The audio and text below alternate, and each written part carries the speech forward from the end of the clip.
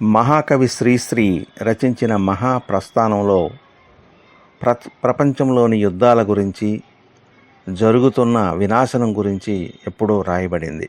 అందులో ఓ కవిత ఇలా ఉంది: ఏ దేశ చరిత్ర చూసినా ఏమున్నది గర్వకారణం, నరజాతి చరిత్ర సమస్తం పరపీడన పరాయణత్వం.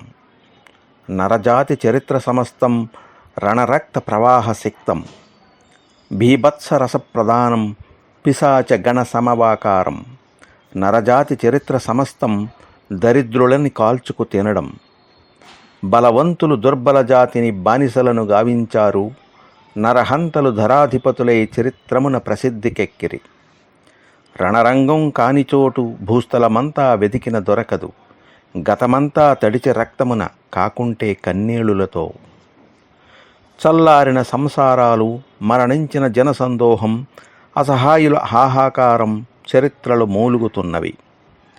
వైషమ్యం స్వార్థపరత్వం, కౌటిల్యం ఈర్ష్యలు స్పర్ధలు, మాయలతో మారుపేర్లతో చరిత్రగతి నిరూపించినవి. Genghis Khan Tamerlane, Nadir Shah Ghazni Ghori, సికిందరో ఎవరైతేనేం ఒక్కొక్కడు మహాహంతకుడు. వైకింగులు శ్వేతహూణులు, సితియన్లు పారసీకులు, పిండారులు దగ్గులు కట్టిరి కాలానికి కత్తుల వంతెన. అజ్ఞానపుటంధయుగంలో ఆకలితో ఆవేశంతో తెలియని ఏ తీవ్రశక్తిలో నడిపిస్తే నడిచి మనుష్యులు అంతా తమ ప్రయోజకత్వం తామే భువి కధినాదులమని స్థాపించిన సామ్రాజ్యాలు, నిర్మించిన కృత్రిమ చట్టాల్ ఇతరేతర శక్తులు లేస్తే పడిపోయెను పేక మేడలై. చిరకాలం జరిగిన మోసం, బలవంతుల దౌర్జన్యాలు, ధనవంతుల పన్నాగాలు ఇంకానా ఇకపై చెల్లవు. ఒక వ్యక్తిని మరొక వ్యక్తి, ఒక జాతిని మరొక జాతి పీడించే సాంఘిక ధర్మం ఇంకానా ఇకపై సాగదు. చీనాలో రిక్షావాలా, చెక్ దేశపు గనిపని మనిషి, ఐర్లాండున వాడకళాసి, అణగారిన ఆర్తులందరూ, హాటెంటాట్ జూలు, నీగ్రో, ఖండాంతర నానాజాతులు చారిత్రక యథార్థతత్వం చాటిస్తారొక గొంతుకతో.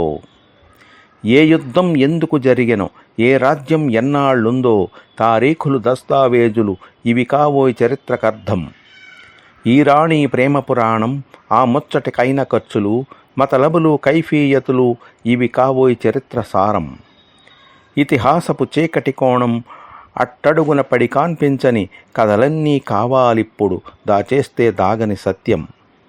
నైలు నదీ నాగరికతలో సామాన్యుని జీవనమెట్టిది, తాజ్మహల్ నిర్మాణానికి రాళ్ళెత్తిన కూలీలెవ్వరు, సామ్రాజ్యపు దండయాత్రలో సామాన్యుల సాహసమెట్టిది, ప్రభువెక్కిన పల్లకి కాదోయ్ అది మోసిన బోయీలెవ్వరు.